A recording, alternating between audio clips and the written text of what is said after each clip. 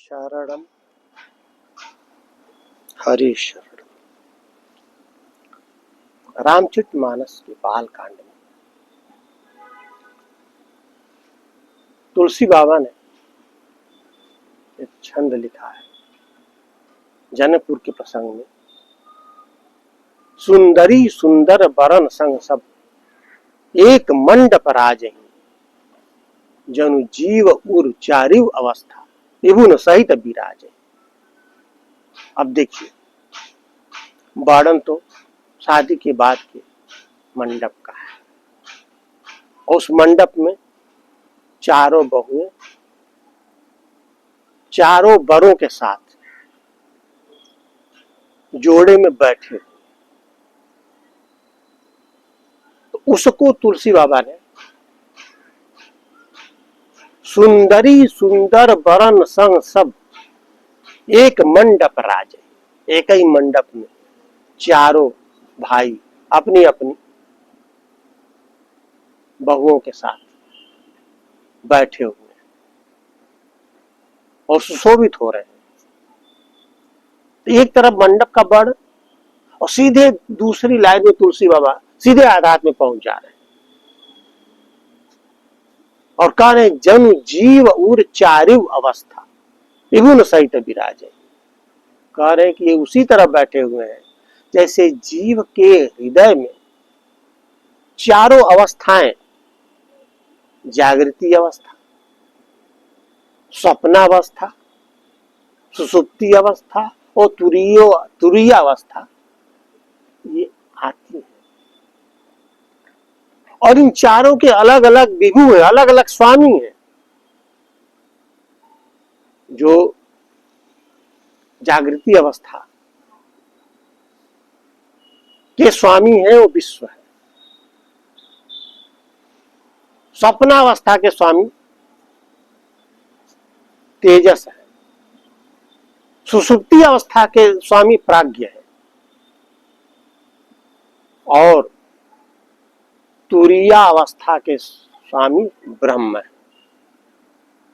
यानी श्रुतिकीर्ति को जागृति अवस्था मानी गई,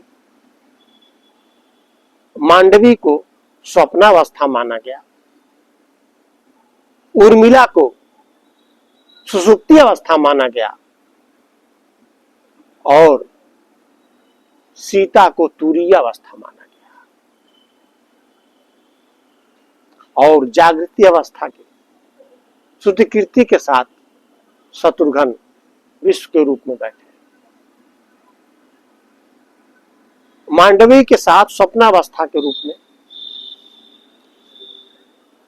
उनके साथ तेजस रूप में भरत बैठे हैं,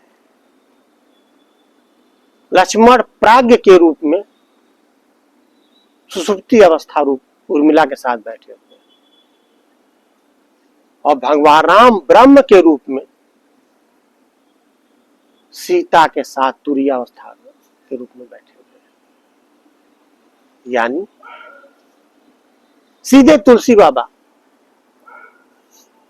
मंडप को सीधे आध्यात्म से जोड़ दे रहे हैं।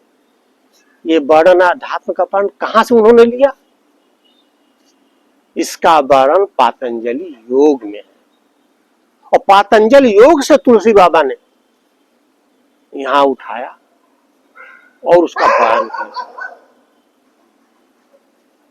इसी तरह तुलसी बाबा ने जो कुछ भी रामचरितमानस में कहा है, अपने मन से कुछ नहीं कहा।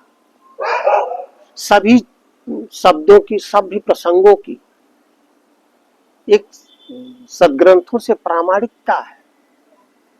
उन्हीं प्रामाणिकता के आधार पर तुलसी बाबा ने अपनी भाषा में इसको निबद्ध कर दिया है। इसी तरह का प्रसंग हमारे श्रीमद् भागवत के 11वें स्कंद के 20वें अध्याय के 17वें अध्याय में मिलता है, जिसमें भगवान श्री कृष्ण उद्धव से कहते हैं, उद्धव,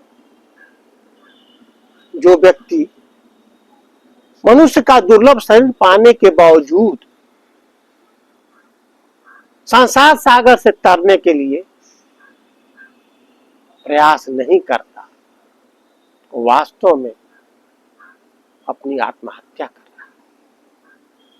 उसी प्रसंग को रामचरितमानस के उत्तरकांड में तुलसी बाबा ने उत्तरकांड में राम गीता के रूप में वर्णन किया है। बड़े भाग मानुष तन पावा, सुर दुर्लभ सद ग्रंथन गावा। तुलसी बाबा ने साफ साफ लिख दिया जो मैं बोलने जा रहा हूं ये सदग्रंथों में दिया हुआ है। वो सदग्रंथ कौन है? श्रीमद् भागवत में दिया हुआ है।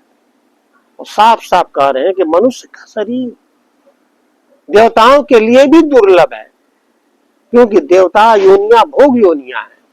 केवल मनुष्य की जोनी ऐसी जोनी है इसमें हम कर्म करके, अच्छे कर्म करके अपने अलगले जन्मों को सुधार सकते हैं। और किसी जोनियों में ये सुविधा नहीं है, केवल मनुष्य जोनी में सुविधा है। इसीलिए कहते साधन धाम, ये साधन का धाम है। इसमें हम कमाई कर सकते हैं अगला जन्म बनाने के लिए। मोक्ष का द्वार भी है मनुष्य का शरीर। अब पाई न जय परलोक सवारा, इसलिए मनुष्य का शरीर पा करके हमें अपना परलोक बनाने के लिए प्रयत्न करना चाहिए। और जो प्रयत्न नहीं करता, केवल खाने पीने सोने में अपना जीवन व्यतीत करता है, वास्तव में वो अपनी आत्महत्या कर रहा है। ये आत्महत्या सब तुलसी बाबा ने अपने मन से नहीं किया। ये खुद यह शब्द भगवान श्री कृष्ण उद्धव से भागवत के 11वें स्कंद के 20वें अध्याय के 17वें श्लोक में कह रहे हैं कि जो व्यक्ति मनुष्य का दुर्लभ शरीर पाने के बावजूद अपना उद्धार करने के लिए प्रयत्न नहीं करता, वास्तव में वो अपनी आत्महत्या कर रहा है। तो जो भी वर्णन तुलसी बाबा ने किया है वो शास्त्रों द्वारा प्रमाणित है। इसलिए हमें इन प्रमाणित ग्रंथों को श्रवण करना चाहिए, पठन करना चाहिए, पाठन करना चाहिए, इनको अपनाना चाहिए और इनके अनुसार चलना चाहिए और अपना उद्धार करने के लिए सदैव प्रयत्न करते रहना चाहिए। हरि ओम।